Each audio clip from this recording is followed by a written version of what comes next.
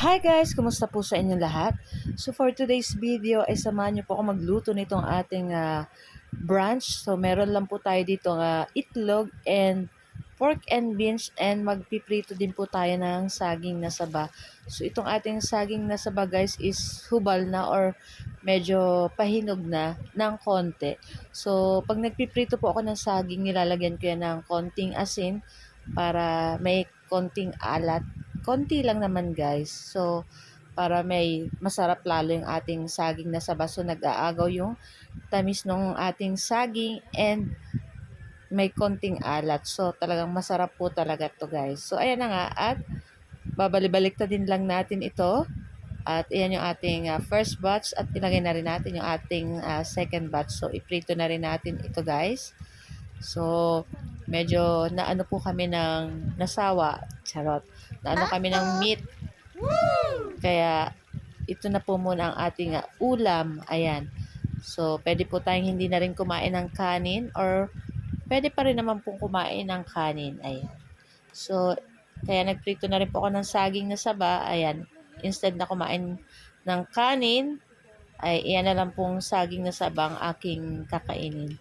So, yan at naglagay akong konting mantika. Ayan, doon sa ating kawali. Ayan. Tapos, naglagay ako ng konting butter. So, meron po tayo diyang 5 pirasong itlog na binati. Tapos, syempre, nilagyan po natin yan ng asin. Ayan. Tapos, hintayin lang natin maluto yung side and then babalik na din po natin yan. Ayan. Mabibilot na naman ako.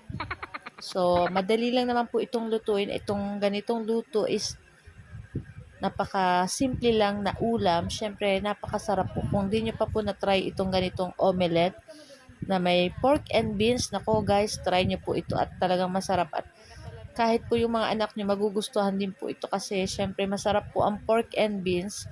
Bagay na bagay dito sa ating itlog na syempre yung ating itlog may asin po yan. Kaya syempre may konting alat. Tapos yung ating pork and beans is manamis-namis. Nako, bagay na bagay po dito. So ayan na nga at babalik na din lang po natin itong ating itlog. Ayan, hindi natin na perfect yung paka-circle nitong ating itlog. Pero okay lang po yan guys. Ang mahalaga is masarap. Ayan. So after nyan guys, ayan, pwede na rin po nating ilagay dito yung ating pork and beans. Ayan. Ang pork and beans guys, hindi nakakasawa, 'di ba? Kung pwede mo siyang makain ng tawag nito, ng kahit hindi mo na siya lutuin. So yung sa atin ilalagay lang natin diyan at syempre maluluto rin niya ng konti at maiinit gawa dito sa ating itlog is mainit yung ating itlog. Ayan. So ilalagay lang po natin yan sa ibabaw. Ayan. Main rin po yan gawa ng yung itong ating itlog is mainit. Ayan. So maluluto rin ng bahagya itong ating pork and beans dito. Ayan. So, lulutuin lang natin yung kabila ng ating itlog and then pwede na rin po natin yan hanguin. Nako, napakasarap po nito guys. Promise.